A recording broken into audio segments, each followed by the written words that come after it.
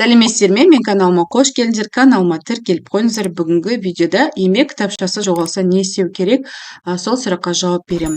Яғни біз 1998 жылдың 1 қаңтарына дейінгі еңбек өтілін осы еңбек кітапшасы арқылы растауымыз қажет. Егер осы еңбек кітапшасы жоғалған жағдайда, онда сол мекемеге архивтен анықтамаға сұраныс берулеріңіз керек. Ол жақтан келмеген жағдайда сіздер соттың шешіміне жүгіну керексіздер. Енді осы туралы толығырақ айта кетейін. Ең бірінші жолы ол жергілікті мекен бойынша соңға барып қайту керек. Сол сонда сіз өзіңізбен бірге ЭЦП кілтіңізді ала баруыңыз қажет, және сол қай жылдар жұмыс істедіңіз және мекеменің атын естеріңізде болу керек.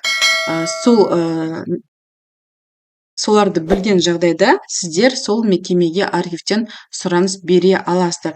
Ол 11 жұмыс күннен кейін келеді, және ол архивтік анықтамада сіздің аты жөніңіз, мекеменің аты, сонымен қатар жұмыс істеген, жұмысқа қабылданған уақыт, жұмыстан шыққан уақыт жазылып тұру қажет. Ал егер де ол жақтан архивтен анықтама келмеген болса, екінші жолы жұмыс жасаған жерге бару. Яғни жұмыстағы архивтен анықтама алу арқылы сіздер еңбек өтілдеріңізді растай аласыздар. Мейлі ол бұрынғы аты басқаша болса, қазіргі аты басқаша болуы мүмкін жұмыс орнын, бірақ оларда архив сақталынады. Яғни сол архивте сіз туралы ақпарат болады. Сіз жұмыс жасаған жылдар туралы ақпаратты бере алады. Ал егер де тура осы екінші жолында да сізден архивтен анықтама таба алмаған жағдайда үшінші шешімі бар. Яғни соттың шешімі арқылы сіз еңбек өтіліңізді растай аласыз. Ол үшін сіз өзіңізбен бірге жұмыс істеген 3 адамды сотқа алып барасыз. Сол арқылы сіз өзіңіздің еңбек өтіліңізді растайсыз. Яғни соттың шешімі арқылы расталынады.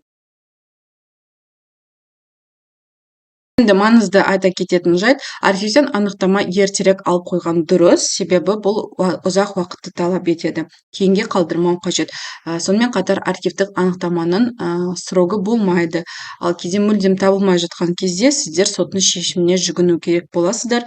Ол біраз уақытты талап етеді. Осындай пайдалы ақпараттар қажет болса, менің каналыма тіркеліп қойыңыздар. Назарларыңызға рахмет. Сау болыңыздар.